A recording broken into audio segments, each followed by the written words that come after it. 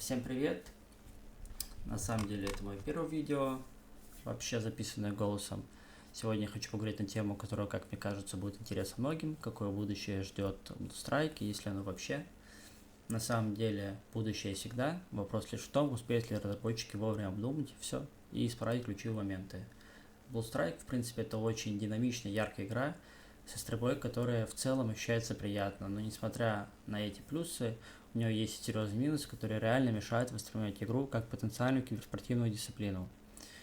Я сам не стремлюсь в киберспорте, никогда не стремился, но ощущение, что я играю в живую, развивающую игру с сильным комьюнити и серьезной соревновательной сценой, дает ощущение мне стабильности и интереса на долгую перспективу.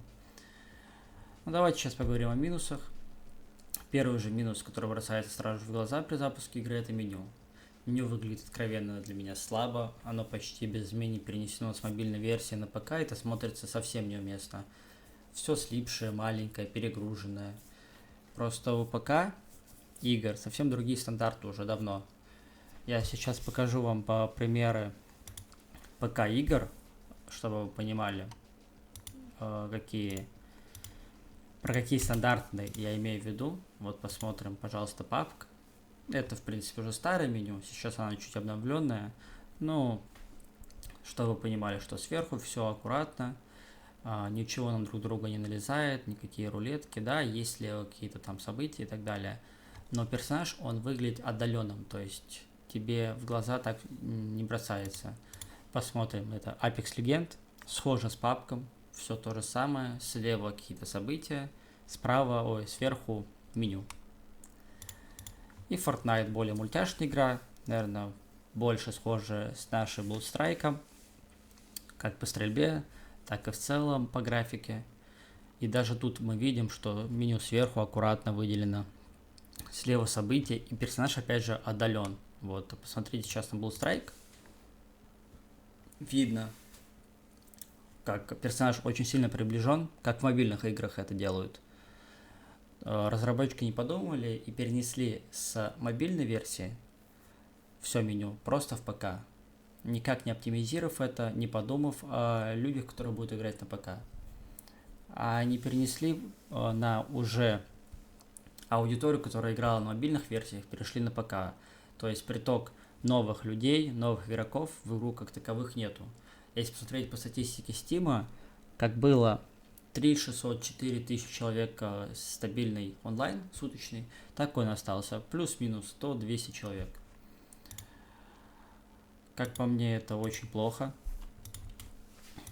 И я считаю, это вообще очень серьезный минус, который отталкивает игроков сразу на первых минутах игры. Второй минус, тоже для меня очень важный, это рейтинговая система. Сейчас он по сути формальный, его слишком легко добивать, просто гриндишь и все. Я понимаю, что еще кто-то скажет в комментариях, что любая игра это гринд. Да, но оно так и есть. Но в нормальных системах рейтинг все равно показатель скилла и стабильности.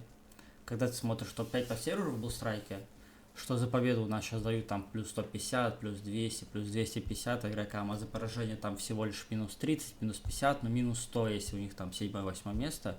На самом деле это не рейтинг. Это просто лестница без ступенек, как по мне. Чтобы рейтинг стал по-настоящему значимым, его нужно нормализовать. Например, я считаю, там за победу давать плюс 10, плюс 15, как в папке. Ну, там плюс 20, допустим. А за второе место, за третье место минус 100, минус 250, минус 350 и так далее. То есть сделать рейтинг более значимым, а не так, что сейчас смотришь рейтинг, в принципе, и ты понимаешь, что скилла как такового там нету. Да, человек наиграл, но если взять весь топ-100, весь топ-200 даже, плюс-минус все по скиллам будут равны. Просто тут уже зависимо от того, кто сколько нагриндил, кто сколько наиграл за этот сезон. И я считаю, что такая система, если ввели такую систему, что будет больше минусов, меньше плюсов за победу, такая система даст настоящую мотивацию играть, то есть аккуратно, играть команда, придумать какие-то тактики и поддерживать сам соревновательный дух. Третий минус. Также считаю, что разработчики не подумали о перенесенных из игры мобильной версии в компьютерную. Это карты. То есть карты рассчитаны все под мобильный формат. Абсолютно все. Никак они у нас не оптимизированы под ПК-версию.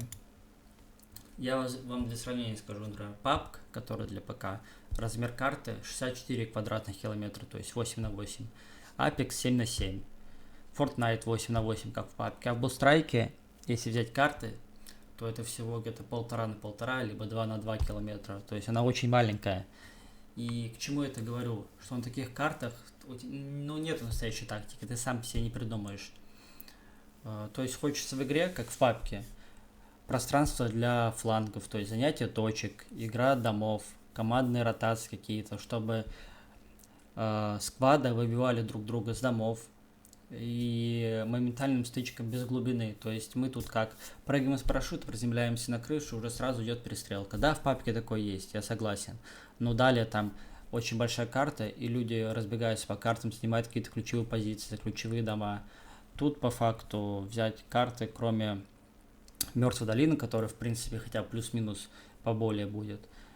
Вторая карта это очень маленькая. И это, я считаю, тоже большой минус. Хотя бы добавить, возможно, быть третью карту для соревновательных режимов, для каких-то турниров. И будет намного интереснее. Четвертый минус – это реклама продвижения через стримеров. Я бы не назвал бы это минусом. Это, скорее всего, отсутствие мощной стримерской поддержки. Если мы откроем Twitch, посмотрим зрителей Bullstrike, то там будет всего лишь 350-500, но в пике 1000 человек со всех стримов. Это, правда, очень мало. И чтобы игра реально выделилась на фоне конкурентов, разработчикам придется вложиться в промо и интеграцию с популярными стримерами, либо контент-мейкерами. И опять же, повторюсь, это не столько минус, сколько упущенная возможность усилить игру. Когда известные лица активно играют, обсуждают, показывают игру, она начинает набирать аудиторию, восприниматься всерьез. Возьмем там русскоязычных стримеров, СНГ стримеров и европейских стримеров. Все равно аудитория какая-либо придет и онлайн повысится. Но в заключение хочу сказать, в целом Bullstrike мне очень нравится как игра, она динамичная, она красивая. Но будет обидно, если она умрет, потому что эта компания уже закрывала одну такую игру свою, тоже была королевская битва, и они закрыли ее из-за малого онлайна, что мало приносит денег, и просто они за месяц выложили новость, что игра закрывается. Я бы хотел, чтобы данная игра как бы жила долго, развивалась, завоевала наконец-то ПК аудиторию. За это нужно как-то адаптировать игру по стандарту ПК, а не оставлять ее до сих пор в мобильных рамках. Интерфейс, карты, рейтинг, стримерская поддержка, все это можно улучшить, если захотеть. Если, я думаю, это сделать вовремя, у Bullstrike будет реально хорошее будущее. Всем спасибо. Думаю, в комментариях меня не начнут хейтить за мои высказывания. Это мое как бы первое видео, записанное таким образом. Так что подписывайтесь на канал, кому интересно. Ну и пишите комментарии. Плюсы, минусы мои, плюсы, минусы, как я все рассказал.